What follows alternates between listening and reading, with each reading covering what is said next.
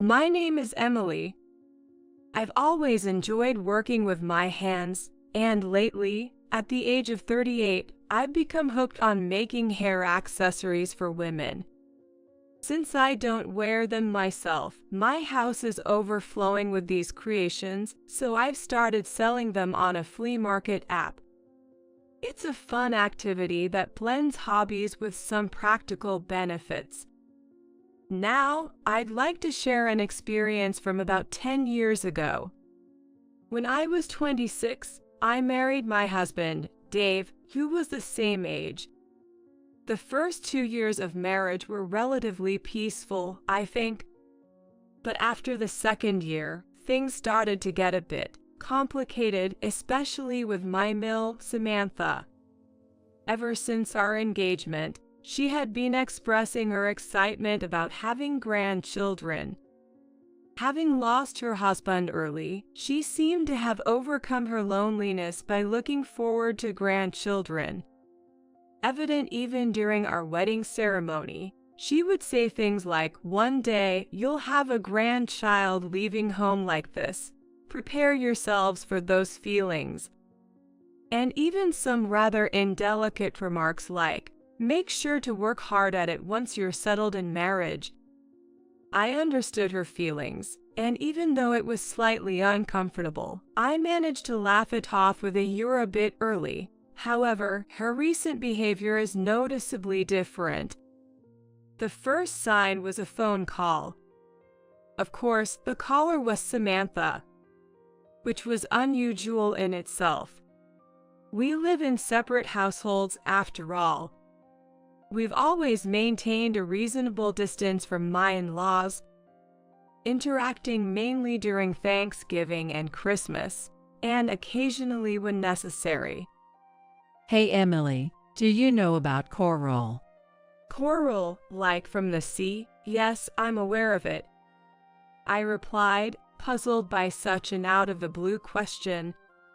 Even if she had asked about samba, I would still wonder what she wanted. Coral is said to be a stone of childbirth. You know, I just saw it on a TV shopping channel. How about buying some?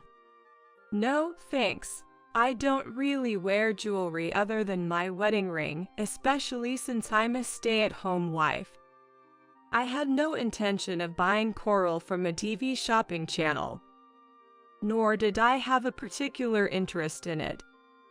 Her sudden suggestion baffled me. What a pity. It's supposed to be great for fertility. It took me a moment to realize that she was seriously suggesting coral for the sake of having grandchildren. If she was serious, that's a rather roundabout way of addressing fertility.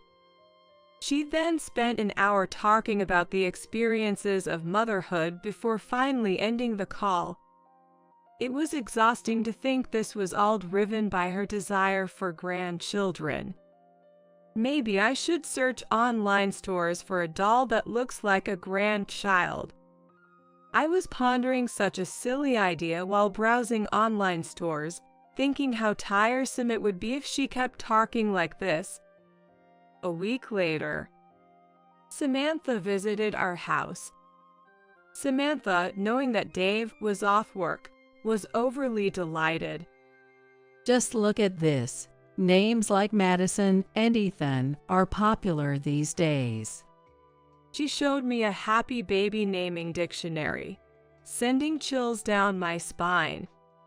We haven't even conceived yet. Was she trying to name an imaginary baby? I almost blurted this out but swallowed my words. But you know, I saw this name online, written as Maple but pronounced Mayporu. Combined with our last name, Morrison, it's the best. Very auspicious. Wouldn't naming a child Maple be a nightmare in a hospital waiting room, regardless of good fortune? It seems my mother-in-law overthought naming the imaginary baby, ending up with a name that's both too old-fashioned and peculiar, trying to incorporate modern trends. If this is the case with an imaginary baby, a real baby might lead her to say something like, "A shining life, the center of everyone's attention. Pikachu." I felt a chill again, worrying about the future of this nearly named Maple. Starting today, Emily, you should drink this. She thrust a box at me, labeled in a language I couldn't identify. It looked suspicious from the get-go. This here, I bought it online. It's tea mixed with 40 different kinds of herbs, all said to be good for pregnancy. That explained it. The box, even unopened, was giving off a strange smell, sour and bitter. I hadn't tasted it, but I had a feeling that drinking it might cost me my sense of taste in exchange for a pregnancy. I glanced at Dave for help, but he didn't catch on and just said, "You got this, Emily. You got this, Emily," as if I can reproduce asexually. I'm not a parthenogenetic creature. I kept quiet, though. Saying anything wouldn't change the situation. Then, from her enormous bag, Samantha pulled out a stork pattern jacket that looked like it came from some tourist shop in Florida, a ladybug necklace, a crane-printed Asian-style t-shirt, and a peacock-colored skirt. The shoes were bright red flats. If I wore all these, I'd be a walking fertility symbol from head to toe. But talk about a fashion emergency. Walking outside in that outfit would either get me stopped by the cops or part crowds like Moses parting the Red Sea. Nobody would come near me. This was beyond tomboy style. It was a disaster. To top it off, she left behind an incredibly creepy demon mask, saying people who carried this had children. She got it from some fortune teller at a local festival, but the design looked more likely to make children cry than anything else. She'd definitely been scammed. After she left, I was just dumbfounded, staring at all these ridiculous gifts. Then, half a month later, I caught a nasty cold, the first in years. A fool seldom catches a cold, they say, and I don't usually get sick. But I guess everything happening lately wore me out. As I was coughing, I looked at the fertility mask Dave had displayed. It was unsettling, staring right back at me. It felt like it was sucking the life out of me. Just then, the doorbell rang, echoing like a death knell. It was a weekday, an odd time for visitors. I wasn't expecting any packages. And I'm not part of any community group, so it had to be someone I knew. Feeling a chill, possibly from the fever or the mask's creepiness, I checked the intercom and saw Samantha on the screen. The end flashed through my mind. Emily, oh no, are you sick? Yay.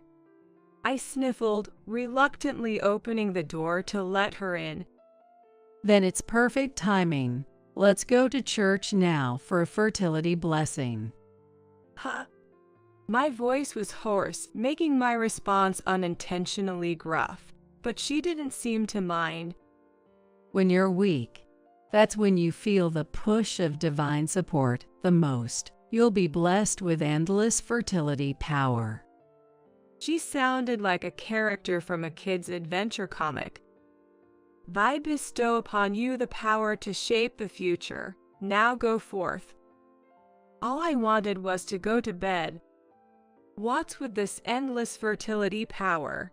Am I expected to pop out kids nonstop? I'm really not feeling well, and I wouldn't want to get you sick, so maybe we should just. I wanted to tell her to go home, but chose my words carefully. She, however, wasn't deterred at all. I don't mind catching a cold. If it means getting a grandchild, it's worth it. It seemed she was willing to risk her health, even her life, for the sake of grandchildren. Well, that's something. In her mind, she might not live to see her grandchild at this rate. No, but... Let's go. And dragged me, still in my pajamas, to a taxi she had waiting. Going to church in pajamas seems like mocking God. If it were me, I'd take away all their power. Suddenly, I couldn't muster the strength to resist, and there I was, off to a fertility prayer in the dead of winter. Predictably, my fever spiked when we got back home. Dave came home just in time, so I explained the situation and said, "I'm not up for eating. Sorry, but you'll have to make your own dinner." What? I come home tired, and this is what I get. "I'm tired too, thanks to your mom," I replied bluntly, too exhausted to sugarcoat my words. I just let it all out. "Well, I guess I have no choice." No choice? What's that supposed to mean? And that sound, it's annoying. I was too sick and frustrated to argue further. Speaking was a struggle, what with all the coughing. I couldn't deal with him anymore. The fever subsided eventually, but the cough lingered, leading to a diagnosis of borderline pneumonia. I'm sure that fertility blessing was to blame, and I focused on getting treatment to relieve myself of this ordeal. Thankfully, about a month later, I was almost back to my usual self, although not fully recovered. I thought I could finally return to normal life. But then Samantha showed up again. Darn it, Dave carelessly let her in. Our home's security might as well be non-existent with him opening the door so casually. It's enough to make me cry.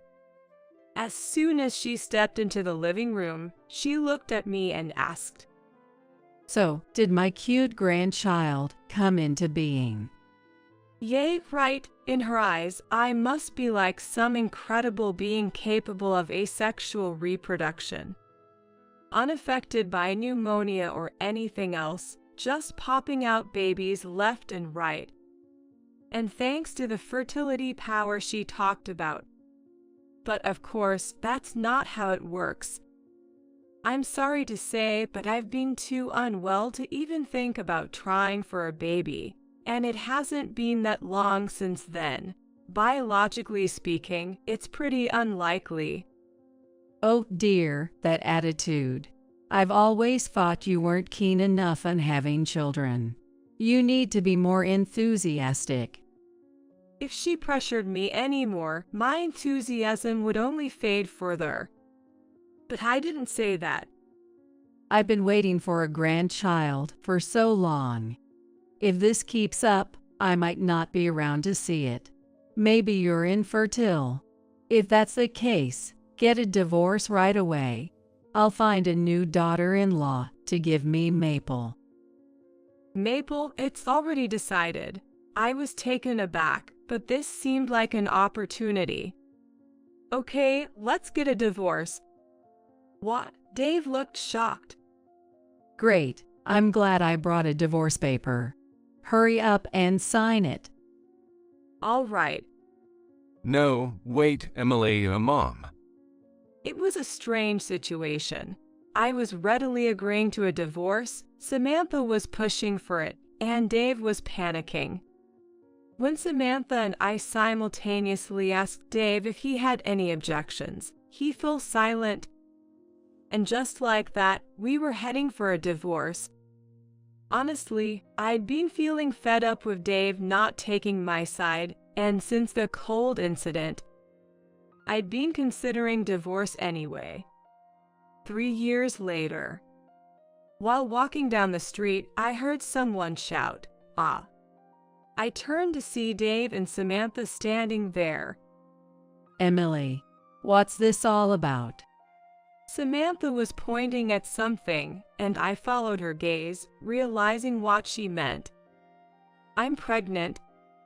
After our divorce, when I told people about it, an old coworker, Jack from my previous job, asked me out for a meal. I met up with him again just to clear my head, without much thought. But he confessed that he had always liked me but couldn't say anything because we were colleagues, and then I got married. At first, I was reluctant about romance, but gradually I thought, let's think positively about this, and we started dating. Then, it all happened quickly. I've liked you for a long time.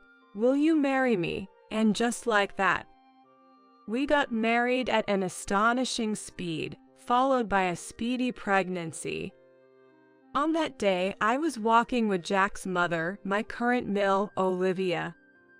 Who are these people? She asked. Oh, that's my former husband, Dave, and mill, Samantha, I replied. She nodded understandingly, then looked at them with a certain expression.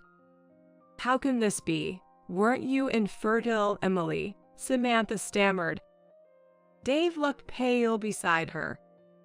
Well, who knows? Maybe all those lucky charms you gave me worked with the right person, in the right family. Is this the power of fertility? I smiled slyly as I said that.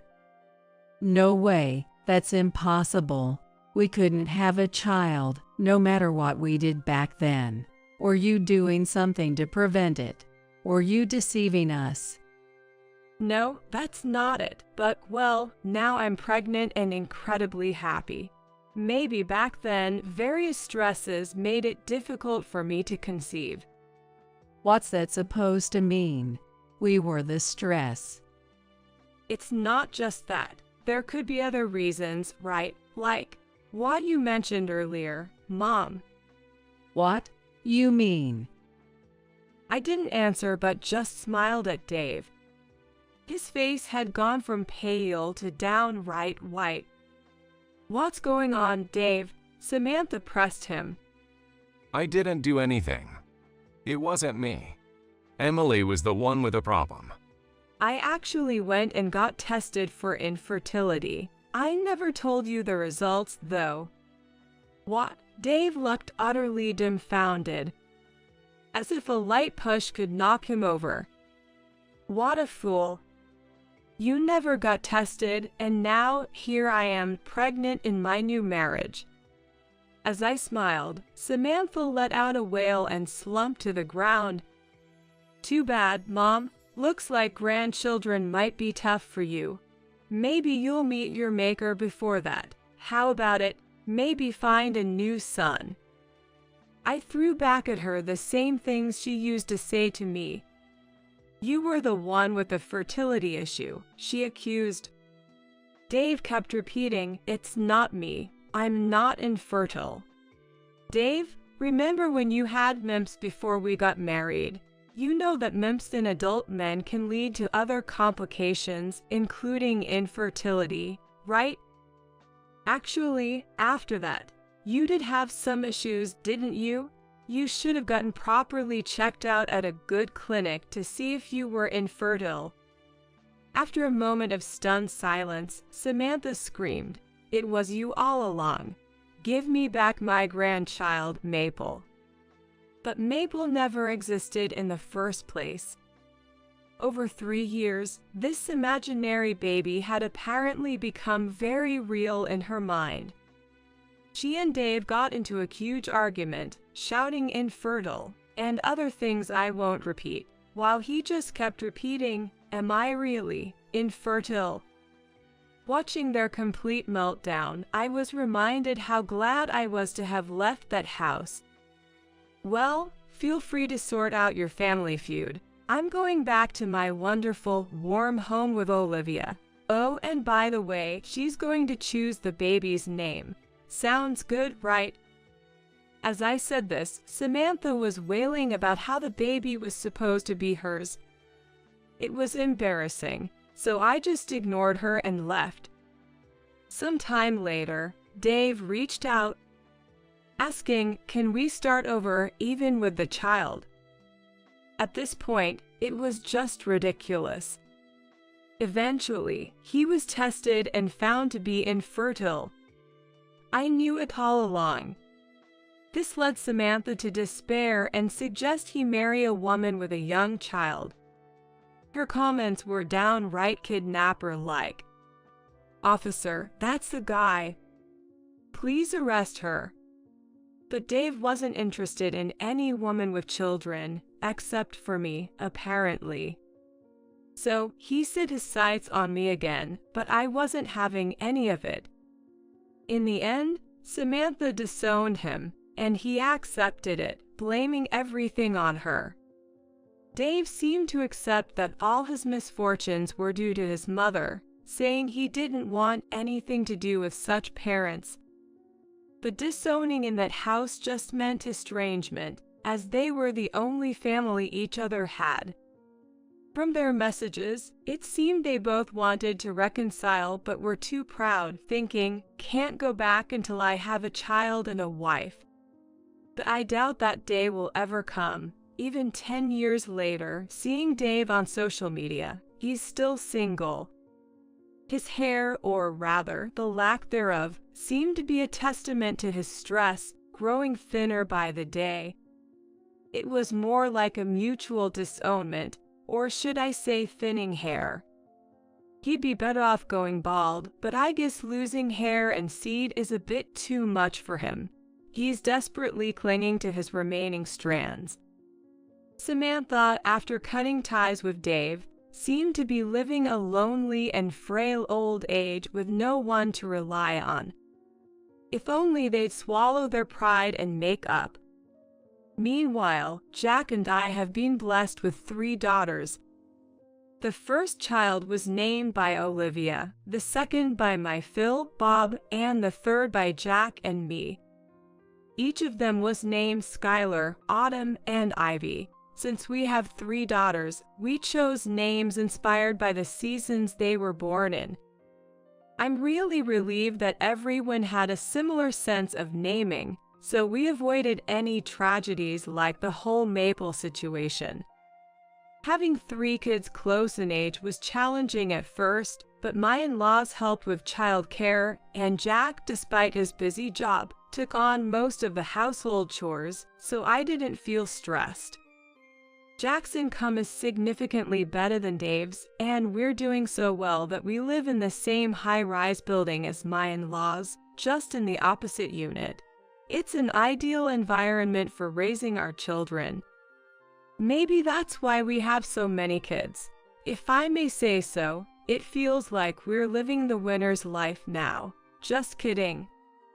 Our daughters are tomboys, always getting into fights with the neighborhood boys, but they're just so adorable. It was actually them who inspired me to start making hair accessories. Tomorrow, we're all going to the amusement park with my in-laws. I'm planning to make a special homemade lunch with Olivia. I'm looking forward to it.